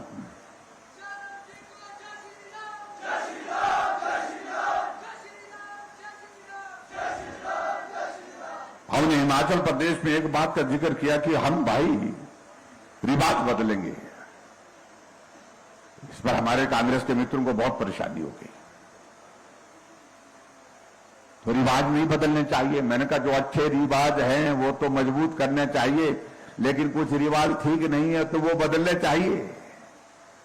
और हमने ये भी कहा कि हम ही नहीं बदल रहे हैं, पूरा देश रिवाज बदलने के लिए उतर गया है। अभी जिन प्रदेशों में चुनाव हुए तो रिवाज बदला हुआ। हमारे पड़ोस का राज्य उत्तराखंड में, वहां पर हर बार 5 वर्ष के बाद जब से वो प्रदेश बना है सरकार बदल जाते थे, लेकिन अब की बार रिवाज बदला। धामी जी थे, फिर धामी जी बन गए।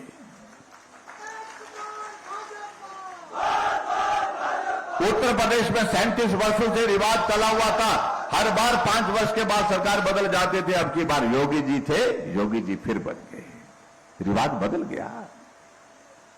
हरियाणा में हमारी सरकार कभी नहीं बनती थी, अब की बार सरकार बनी 2014 में, 5 वर्ष का कार्यकाल 2019 में पूरा करने के बाद फिर वहां पर भाजपा की सरकार चल रही है।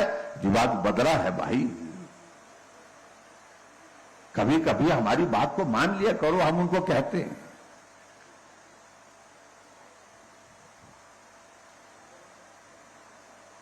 अब जो आंखों के सामने दिखाई दे रहा है उसके बावजूद भी उसको मना करना वो ठीक नहीं है।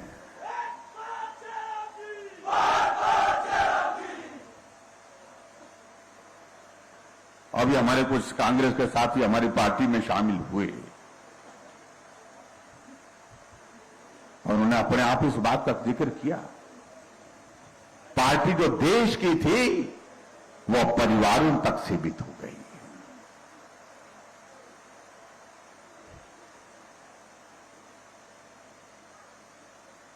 और इस कदर सीमित हो गई, परिवार से बाहर निकलने का नाम नहीं ले रही। और हमने सारे हालात को देखा, लेकिन जब पूरे देश भर में हमने देखा कि उम्मीद रही नहीं, जब उम्मीद ही नहीं रही, ना समाज को रहे, समाज के लिए, ना देश के लिए, ना प्रदेश के लिए, ना हमारे लिए, तो इसलिए हमें उम्मीद के साथ चलना है। अगर उम्मीद है तो सिर्फ एक नेतृत्व पर, जिनका नाम नरेंद्र भाई मोदी है, उनके भरोसे ये देश आगे बढ़ रहा है, उनके साथ ये देश आगे बढ़ रहा है। इसलिए आज के हालात में यहां आना उचित है, इसलिए हमने छोड़ दी कांग्रेस, ऐसा उन्होंने कहा है।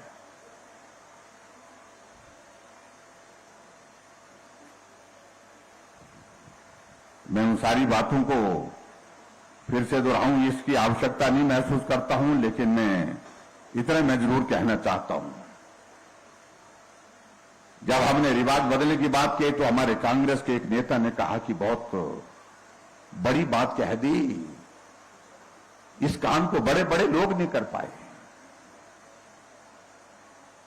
अब बड़े बड़े लोगों को पता नहीं, लोग तो लोग होते हैं भाई, आदमी तो आदमी होता है, चाहे छोटा है चाहे बड़ा है। हमारे गोविंद जी कविता सुनाते हैं अटल जी के, जिन्होंने कहा है कि आदमी ना बड़ा होता है, आदमी ना छोटा होता है, आदमी सिर्फ आदमी होता है। लेकिन उनके दिमाग में बैठी हुई कि हम बड़े हैं, बाकी सब छोटे हैं। ये खराब बीमारी है भाई, इसका इलाज करना पड़ेगा। और इसका इलाज जो करने वाले वो छोटे लोग हैं, आप सब जो बैठे हैं, जो हम और आप सब बैठे हैं, हम सब मिल करके करेंगे। बोलते वो इस काम को वीरभद्र सिंह जी नहीं कर पाए तो जयराम किस खेत की मूली है। हमने कहा जरूरी नहीं है कि बड़े काम जो है बड़े ही लोग करते हैं, कुछ काम छोटे लोग भी करते हैं भाई।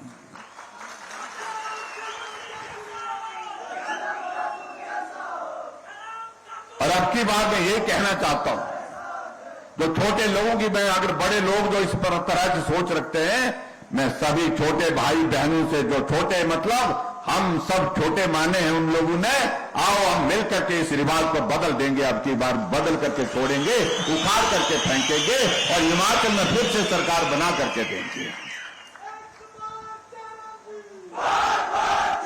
इस सोच को बदलने के लिए काम करना होगा और एक बार छोटे लोगों को खड़े होकर के इसका जवाब देना होगा।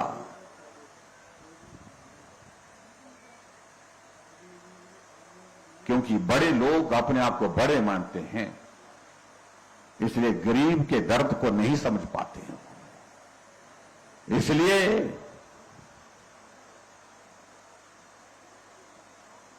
गैस का सिलेंडर देने का इनका की योजना लंबे समय तक सत्ता में रहने के बावजूद नहीं हुई, क्योंकि वो बड़े लोगों के घर में तो गैस होती थी, छोटे के घर में गैस हो या ना हो उससे कोई फर्क थोड़ी पड़ता था।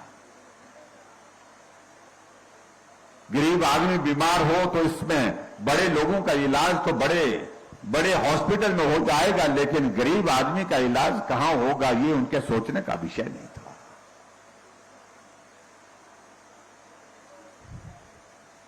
एक पेंशन के लिए एक बुजुर्ग का, एक विधवा हमारी माता बहनों का उसका महत्व क्या है। जब 1500 रुपए 1800 रुपए उसके महीने के उसके खाते में आते, पेंशन के आते हैं, उसके लिए उसका महत्व बड़े लोग नहीं समझ सकते हैं, वो गरीब आदमी समझ सकता है, जो उससे तय करता है कि इस महीने की पेंशन आएगी, मैं ये 2 चीजें मैं खरीद करके अपने लिए लूंगा। ये बड़े लोग इस बात को नहीं समझते हैं कि एक मेहनत करने वाला मजदूर उसको 10 रुपए 15 रुपए आप दिहाड़ी बढ़ाते थे, हमने एक साथ 50 रुपए दिहाड़ी बढ़ाई, यानी कि महीने का 1500 रुपए का उसका मजदूर को लाभ हुआ। ये बड़े लोगों को सोचने का विषय नहीं बन पाया, क्योंकि बड़े लोग मजदूरी नहीं करते हैं, मजदूर करने वाला आदमी छोटा होता है। तो हमने छोटे आदमी के साथ रह करके उसकी मदद करने की कोशिश की।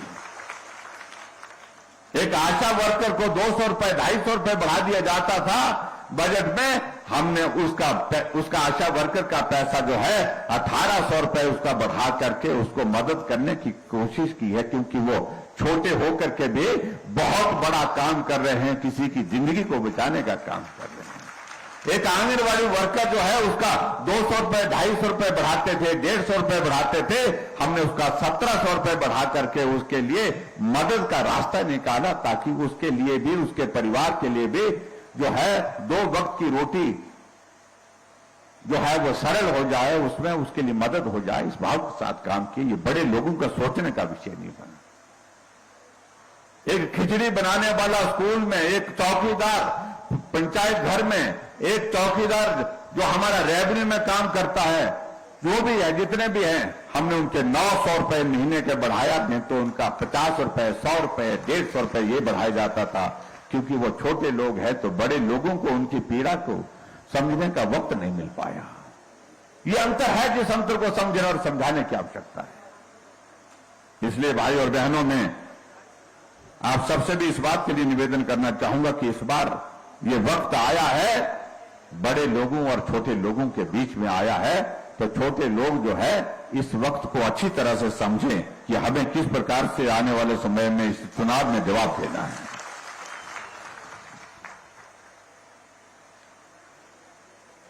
बाकी जहां तक आपके विधायक महोदय जी ने यहां पर काम की बातें कही हैं, मुझे इस बात की खुशी है कि हर क्षेत्र में यहां पर काम हुआ है, और मैं इस बात को भी देख रहा हूं हर क्षेत्र में काम होने के साथ साथ में जो आपके इस विधानसभा क्षेत्र में आगे बढ़कर के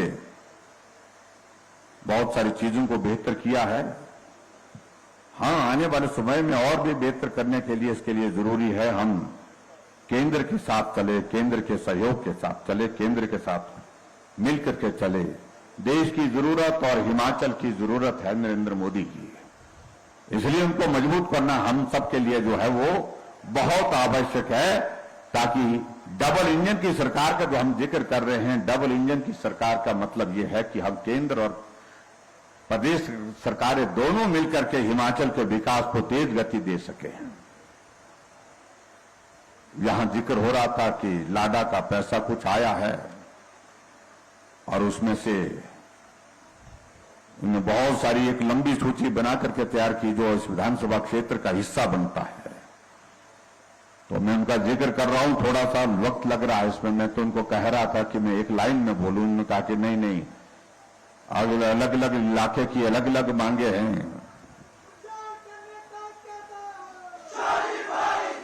तो मैं पढ़ करके सुना देता हूं, और इसमें आप सबका सहयोग चाहिए हमको। कुछ काम आज कर रहे हैं, कुछ काम आने वाले समय में करेंगे, लेकिन करते रहेंगे, ये मैं जरूर कहना चाहूंगा, हमेशा करते रहेंगे। और एक सड़क का यहां पर जिक्र किया है, फागला से गोही सड़क के लिए, उसके लिए 25 लाख रुपए देने की मैं घोषणा करता हूं। जोल ज्येष्ठा पोइंग सड़क के लिए भी 25 लाख रुपए देने की मैं यहां पर घोषणा करता हूं। दलासनी से मही सड़क के निर्माण के लिए 15 लाख रुपए, बंजार बस स्टैंड से जवाहर सड़क के लिए 20 लाख रुपए की यहां घोषणा करता हूं। ग्राम पंचायत खावल में पोखरी धार से सांदा सड़क के लिए 20 लाख रुपए देने की यहां पर घोषणा करता हूं। बाहू प्लोनाला बछूट सड़क के लिए 25 लाख रुपए देने की यहां पर घोषणा करता हूं। पुराना बस स्टैंड से मेला मैदान सड़क के निर्माण के लिए, ये यहां का हुआ ही, तो उसके लिए 10 लाख रुपए देने की यहां पर घोषणा करता हूं। जैनी गोरली से बिहार बियाफड़ सड़क के लिए 10 लाख रुपए, दिलियार से पड़ानी सड़क के लिए 25 लाख रुपए देने की घोषणा करता हूं। खाबर कैंची से हरिजन बस्ती कुलोहली बिंद्रा तक सड़क के निर्माण के लिए 20 लाख रुपए देने की घोषणा करता हूं। फुट ब्रिज गुशैनी के लिए 7 लाख रुपए देने की यहां पर घोषणा करता हूं। आखिरी से छियाची घाट तक के लिए, उसके लिए 10 लाख रुपए सड़क के निर्माण के लिए मैं यहां पर घोषणा करता हूं। धुमेवली से कुलाबाई सड़क के लिए 10 लाख रुपए, बाहू से गजेहर सड़क के लिए 10 लाख रुपए, शनार से सजाऊ सड़क के लिए 5 लाख रुपए, लाउंड से गाती सड़क के लिए 5 लाख रुपए, मुख्य सड़क बाहू से धार मुशाल को अपग्रेड करने के लिए 5 लाख रुपए, मेला मैदान शरणधार सड़क के लिए, मेला मैदान से शरणधार सड़क के लिए 10 लाख रुपए देने की घोषणा करता हूं। बस स्टैंड बिहार से बागी सड़क के लिए 10 लाख रुपए, वाटर सप्लाई भिंडी से 10 लाख रुपए, कारदार संघ के भवन निर्माण के लिए 20 लाख रुपए, कारदार भी यहां पर बड़ी संख्या में आए हैं भाई। मिनी सचिवालय के नजदीक हनुमान सराय के लिए 15 लाख रुपए, ग्राम पंचायत पार्ली में गोहराबाई से निंगड़ा तक 10 लाख रुपए, बड़ी लंबी लिस्ट बनाई भाई इनने, मेरे टाटू भी शुक्र है। ग्राम पंचायत मंजली की मुख्य सड़क से पार्ली शहरी तक 10 लाख रुपए, द्वाला सराय के निर्माण के लिए को पूरा करने के लिए 5 लाख रुपए, बंजार में सैनिक भवन के लिए 15 लाख रुपए, मुख्य सड़क से मंडली बला सड़क के लिए 10 लाख रुपए, लाउंड से गाती सड़क के लिए 5 लाख रुपए, ग्राम पंचायत से गाड़ा पार्ली के निहारनी में डेंगा पुल के लिए 20 लाख रुपए। ये पुल क्या डेंगा ही रहेगा कि सीधा भी होगा? डेंगा बोलते हैं ना, माने तो टेढ़ा हो। कोई आदमी अगर ठीक नहीं होता जो उल्टा काम करता है उसको बोलते हैं हमेशा ही डेंगा ही करता है। तो पुल सीधा करना है भाई, डेंगा मत रखना कहीं। तो जीबी में पार्किंग की निर्माण के लिए 10 लाख रुपए, भुशैनी में पार्किंग के निर्माण के लिए 10 लाख रुपए, बंजार विधानसभा क्षेत्र के अंतर्गत विभिन्न जगहों में हैंडपंप के निर्माण के लिए 40 लाख रुपए, बंजार कला केंद्र के लिए 10 लाख रुपए, ग्राम पंचायत शिकारी घाट के मुख्य सड़क से तांडी सड़क की मरम्मत के लिए 5 लाख रुपए, मंगलौर से रखो छड़ी तक छड़ी सड़क की मरम्मत के लिए 5 लाख रुपए, मुख्य सड़क से चौकी तक सड़क के निर्माण के लिए 5 लाख रुपए, पुजाली से थोड़ी डोगरी के लिए 20 लाख रुपए देने की यहां पर मैं घोषणा करता हूं। ये 5 करोड़ से ऊपर की राशि ये बन रही है, उसके लिए मैं आप सबको बहुत बहुत बधाई देता हूं। अभी हाल ही में एनएचपीसी के सीएमडी आए थे मेरे पास। हमने उनको कहा कि भाई आपके साथ बात तब होगी जब हमारा लाडा का पैसा जो देने को आपके पास पेंडिंग पड़ा है उसको आप रिलीज करो। उनको बुलाया मैंने शिमला, और फिर हमारे परिचित है पुराने सिंह साहब, वो रिटायर्ड हो गए, तो उनने चिट्ठी बना के लाई थी मुझे कि मैं 25 लाख रुपए आपको 25 करोड़ रुपए की जो है वो रिलीज कर दूंगा। मैंने कहा 25 नहीं, कम से कम 50 करोड़ रुपए आप रिलीज करो। और मुझे इस बात की खुशी है, उसके बाद वो दिल्ली गए, दिल्ली से मुझे फोन आया कि हमने 50 करोड़ रुपए रिलीज कर दिया है, और अन्य विधानसभा क्षेत्र का भी हिस्सा जिसमें शामिल होगा वो पैसा वहां पर मिलेगा, विकास को गति मिलेगी। और क्योंकि ये हिस्सा आपका बनता था, इसलिए मैंने आप सबके बीच में ये बात कही। और यहां कुछ बातें और कही गई हैं, कुछ स्कूलों का जिक्र यहां पर किया गया है। उसमें अगर नॉर्म्स के हिसाब से अगर वो सारे नॉर्म्स पूरा करते हैं तो उनको पूरा करेंगे। अगर नॉर्म्स में कमी रह गई, डिस्टेंस और स्ट्रेंथ में अगर कमी रह गई तो उस बात को लेकर के विचार करेंगे फिर बाद में भी। लेकिन अगर नॉर्म पूरा करते हैं तो निश्चित रूप से उनको खोलेंगे। एक ग्राम पंचायत नोहांडा की राजकीय माध्यमिक पाठशाला पिंगर को राजकीय उच्च पाठशाला बनाने की जो बात कही है, इसको उच्च पाठशाला बनाने की मैं यहां पर घोषणा करता हूं। और उसके अतिरिक्त ग्राम पंचायत खाबल की राजकीय प्राथमिक पाठशाला देवी थाज को राजकीय माध्यमिक पाठशाला करने के लिए, स्तरोन्नत करने के लिए आग्रह किया है। इसको मैं अपग्रेड करके मिडिल स्कूल करने की यहां पर घोषणा करता हूं। ग्राम पंचायत पेखड़ी में राजकीय माध्यमिक पाठशाला नहीं तो उच्च विद्यालय करने के लिए आग्रह किया गया है। इसको मैं हाई स्कूल करने की मैं घोषणा करता हूं। मैंने कहा कि नॉर्म्स के मुताबिक आना चाहिए, चूंकि अभी ये संभव नहीं है हम इसकी रिपोर्ट मंगवा सकें। तो इसी के साथ ग्राम पंचायत शिकारी घाट की राजकीय माध्यमिक पाठशाला तांदी एट गोहोर को उच्च विद्यालय करने की भी मैं यहां पर घोषणा करता हूं।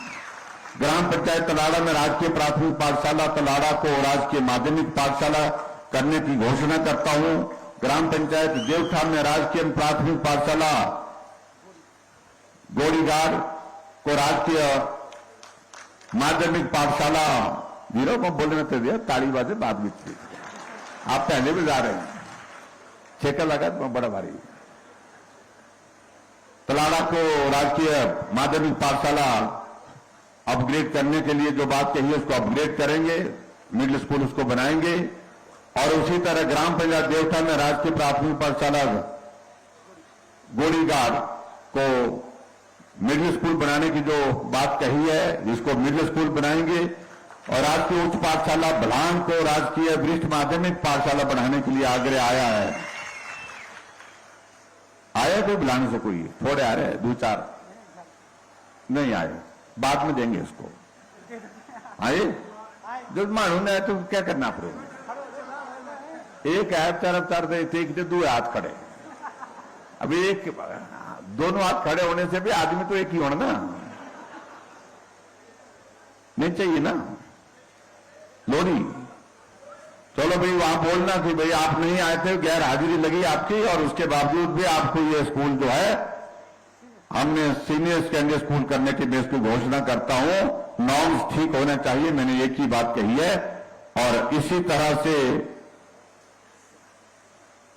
अब तो हो गए भी, कितना स्कूल हो गए ये? अब तो ये अब मैंने आपको कम करने के लिए बोला, इनने 4 और जोड़ दिए उसमें।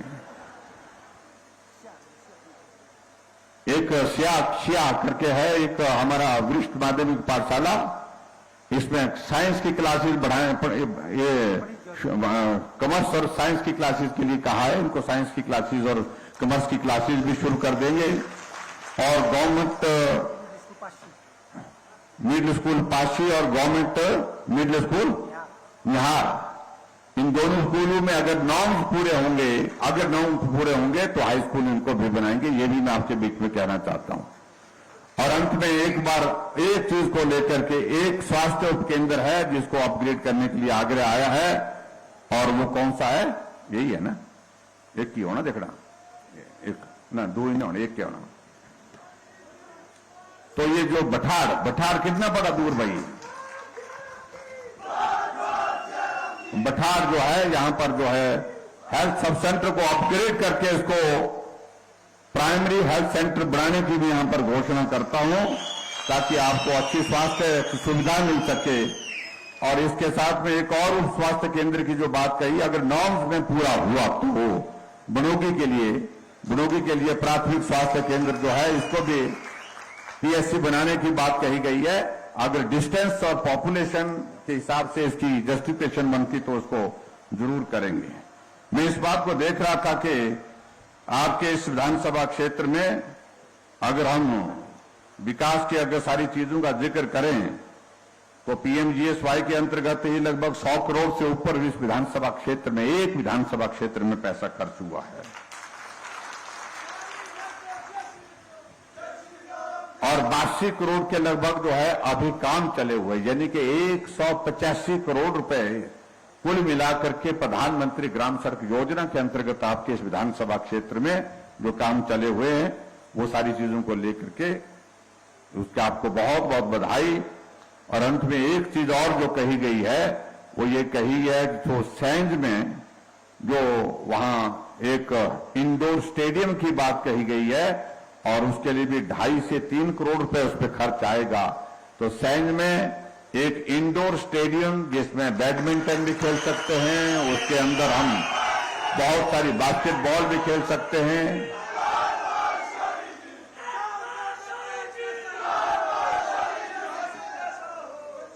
एक इंडोर स्टेडियम आपके सैंज में खोलने की भी मैं आज के इस कार्यक्रम में घोषणा करता हूं, ताकि उस घाटी में, उस इलाके में भी स्पोर्ट्स की गतिविधि को हम और बल दे सके। ये मैं आपके बीच में कहना चाहता था। और दूसरी बात अंत में, आपने जो मांगा वो हमने दिया है, अब हमें आप क्या देंगे? हमें तो एक विधायक चाहिए, हमें विधायक चाहिए इस विधानसभा क्षेत्र से जो हिमाचल में भारतीय जनता पार्टी की सरकार को बना सके, अपना योगदान दे और दिल्ली में नरेंद्र भाई मोदी जी की सरकार को मजबूती दे सके। उसके लिए आप सबका आशीर्वाद चाहिए भाई और बहनों। मुझे पूरा भरोसा है यहां कोई कमी नहीं छूटेगी, कोई कसर नहीं छोड़ेंगे। बहुत बड़े बहुमत के साथ आप लोग यहां पर हम सबको अपना आशीर्वाद देंगे भारतीय जनता पार्टी की जीत को। और यहां भाई सुरेंद्र शौरी जी बहुत परिश्रम कर रहे हैं, मेहनत कर रहे हैं, आप सबके लोगों के बीच में काम कर रहे हैं।